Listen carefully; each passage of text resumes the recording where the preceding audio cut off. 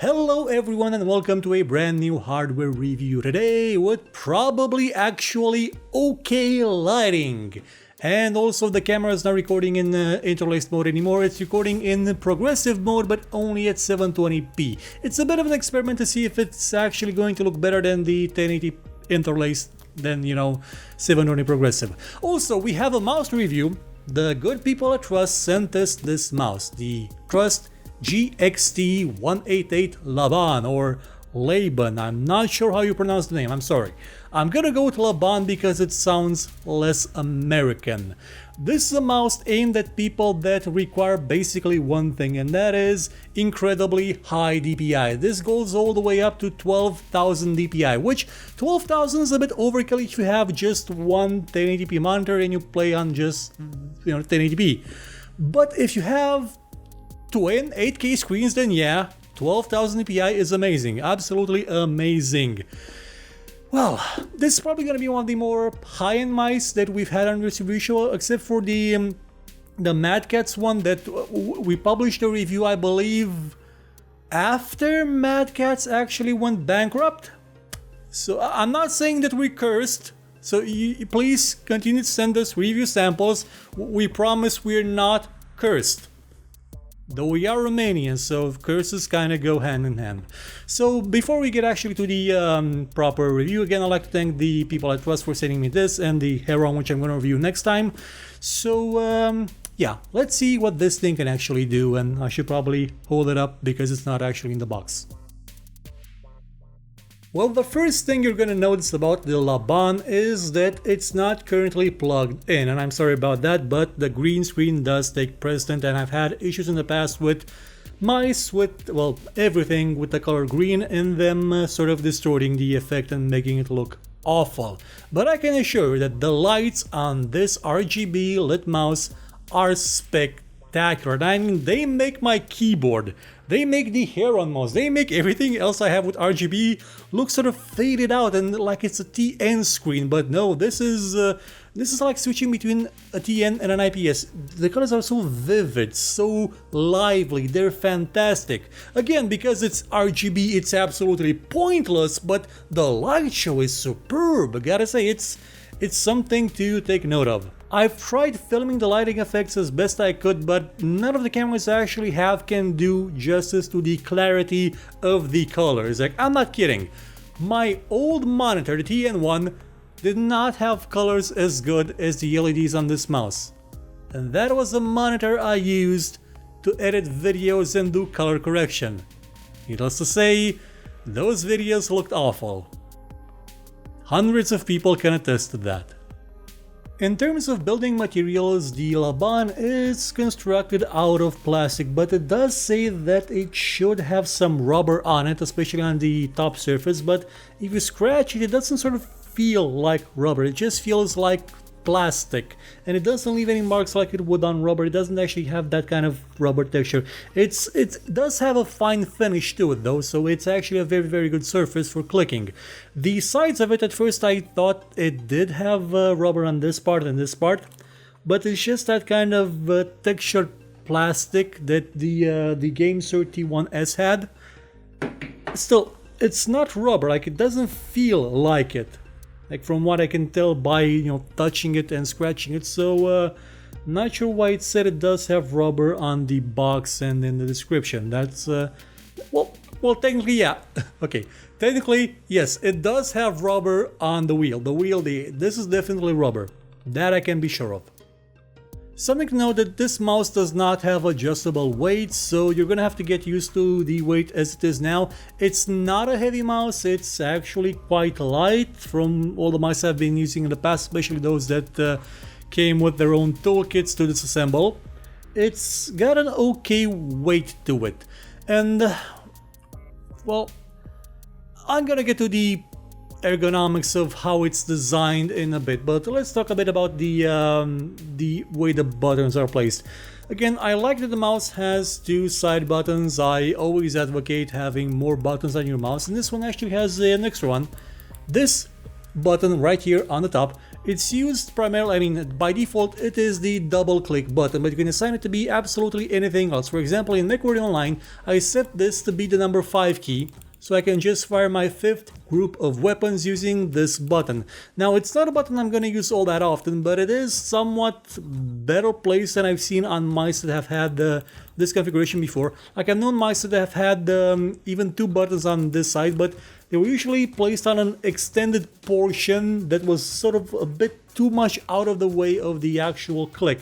This one is a bit incorporated into the click, like you have to move your finger very slightly to actually access it, so that's actually in its favor.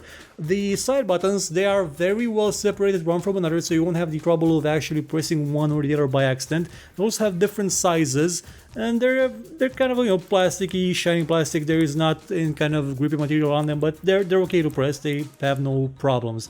One thing I also like is that the DPI setting comes in the form of 2 buttons, so you can go top and bottom. They do not cycle. Like, if you get to the top, it will just stay there. You cannot cycle down, but again, you can just press the other one and go in the direction you want to. Also, the DPI settings are customizable completely in the software. You can have at a maximum of 5 DPI settings, but you can enable and disable them as you see fit.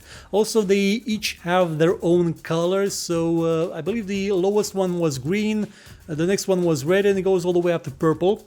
The colors are not customizable when you switch from one DPI setting to another, but because each of them has their own individual color, you can basically just leave the colors you want active and identify the DPI based on the color. Also, you can set each individual axis, you can set it independently in the software if you want to have a very funky kind of DPI setting. Now let's talk about the shape. The mouse looks a bit, well, it looks standard at first glance. Yeah, at first glance, yes, yeah, it's a mouse. It looks standard, but it's a bit weird when you actually get it into your hand. I'm gonna be frank with you, I have not found a comfortable way to hold this mouse. I've been using it for about a week, have not found a comfortable method to use it. It's either, I don't know, I can't actually put my finger on it, and it's kind of ridiculous because I constantly keep my fingers on it. I think it may be due to 2 things. Like, it's a lot thinner in the middle than it seems at first glance, because this part with the thumb is all the way caved in almost. Well, not almost, but it is caved in quite a lot. And on this side, it's sort of raised, like it's extended, so it will push your ring finger to a side, and your little finger will basically stay out on the exterior constantly, but your thumb will always be dug into the mouse itself, you know, right next to these 2 buttons. And it's not a comfortable way to use it. I haven't been able to properly use it. Well, not say properly, but it's not as comfortable as I would have liked it to be, especially compared to the Heron. The Heron, I just placed my hand on it, bam, works. Also, something fun about the Heron, which I'm gonna get to in its review. It's got a motion, well, it's got a proximity sensor, so it'll only light up when you touch it, and I find that absolutely adorable. This one doesn't have that sensor, though again, it has very good RGB lighting. But again, sorry about sorry to say that the shape of it doesn't feel right, especially to my, like I've said before, I have kind of gigantic hands, so people don't make mice for me. They haven't made mice for me since the year 2006. So this one would be probably better suited to people with smaller hands, which again, I thought this mouse was actually the biggest one they sent me, but no, it's actually the same size as the Heron. It's just that because the Heron has those prongs, it sort of looks a bit smaller, but no, they're exactly the same size. Only this one is thinner, it's skewed a bit, it's got a weird design, and it doesn't go well with my hand, sadly. I'm not sure if you're gonna have the same problem as I do, so don't take this as a slight against the mouse, though I have to mention it because I have not found it to be all that comfortable, and in the first state it actually did cause me some wrist issues, wrist pain, which is not something you would want a mouse to do. With that said, let's get into the performance of the sensor and the mouse itself. This uses the PicsArt PMW 3360, which is a fairly good sensor from what I've looked up on its spec sheet. And it goes all the way up to 12,000 dpi, like for real. It doesn't use any software magic, it goes all the way up to that dpi by default. There is no interpolation, there is no guesswork, it is just a really high-end sensor. And it's also one that I believe, like in the spec sheet, it does say that it supports configurable lift distance, like you can set it to be either 2mm or 3mm in the, well, the sensor can be configured that way, but that setting is not exposed in the software that the mouse comes with. It's probably the only one that's not exposed. Thing is, the Heron does have that option, but I still don't know what sensor it's using because it's not reading on the box. In terms of polling rate, like every good mouse, it goes all the way up to 1000, though one thing you should note, if you just install the mouse, you have to restart your PC before you can actually go to 1000. I'm not exactly sure why it wouldn't take 1000 the first time. It always defaulted back to 500 or 250 if I set it to 1000. Also, if you change the USB port or install something else, it may reset itself again to 500, so keep that in mind. But in terms of responsiveness, in terms of accuracy, in terms of the buttons actually working, which is something I couldn't say about the more expensive Mad Catz one, this one is actually flawless. Like, it works fine. It's a great mouse in terms of performance. In all the games I tested in, worked well in MechWarrior, especially because you may have noticed in the hour-long video about MechWarrior that they added a lot of new weapons, and I put a bunch of them on a Thunderbolt so I can use all the buttons. Now, of course, because it's a new mech, untested, it blew up instantly on account of it not having enough armor and too many weapons and a lot of heat. But hey, as long as it was alive, the Thunderbolt did operate well with this mouse, which again is something I couldn't probably done with other mice because I have this extra button. This lets me put an entire new bank of weapons like right next to my primary fire. It's a nice feature to have. It's a very useful feature to have, actually. Which is, again, something that I really lament, that a lot of companies just don't put more buttons on their mice. They either have the 2 ones on the side or the bajillion ones that you often don't get a chance to use. Why not have 4 or 3 or maybe at least this extra one? It helps, especially when it's placed in a usable position, not somewhere around here, which is where I found it on some mice sometimes. The mouse has no issues with clicking, no issues with jittering, no issues with not responding.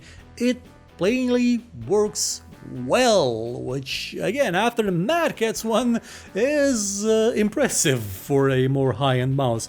Though again, this isn't as a high-end mouse as the Mad Catz one. That one cost a company its bankruptcy, and this one is available for about 60 euros, which may be a bit pricey, but in terms of gaming mice, I would say it's okay, no, it's a good price. So if you are interested in getting a gaming mouse which has a DPI setting that goes all the way up to 12,000, like for real 12,000, not fake 12,000, then yeah, I would say that the Laban is a good enough choice. But again, the ergonomics of it, I've made it a bit impractical for me to use dependably. Like, it actually feels a bit more comfortable used in my left hand, like it feels more like a natural fit, which is probably why they call it the Laban. And there's your Romanian joke for the week. But no, in all seriousness, if you find it in a store, see if you can actually test it out on your hand and see if it fits properly, because on mine it doesn't feel right. But if it does, in your case, then yeah, it's a mouse that I don't have any problem recommending. Again, you can find it for about 60 euros, which would be around almost 70 bucks. There are more expensive gaming mice, I'm sure you can find them. I know probably a landfill filled with some. They start with Mad and then Cats. But in terms of usability, yeah, this is a good mouse. And again, light show. The lights on this are superb. It's got multiple lighting modes. They look great. It's a shame that I don't really have the camera equipment to properly capture all the vivid intensity of them. Even my phone could not actually understand what I was trying to film, and it kept trying to switch the white balance until it became sort of like a disco ball effect, and probably had a seizure. In the software you can also find a lot of settings for macros, for changing pretty much any configuration you want on the mouse in terms of what the buttons do. But yeah, this would be it for the review of the GXT 188 Laban from Trust. I'm gonna be back soon with the review of the little brother, the Heron, which you can see right here as it lights up and probably ruins the green screen. That's gonna be in about 2 weeks or 1 week, depending on when you view this video and when it's actually published. After that, I'm hoping and I'm gonna have the at least the unboxing, if not the review of my new monitor, which still hasn't arrived. It's about a week late. Not sure why. They've confirmed that it's in their storage, that it's reserved. They just haven't sent it yet. I don't know why. It's kind of annoying, but if it works, it'll be worth the wait. So I'm gonna see you again soon with the review of the Heron, and again check out our channel for more shows about mice. Check out the Mad Cats one where I tried to build, it was amazing, or other shows about games. So see you again soon. Goodbye.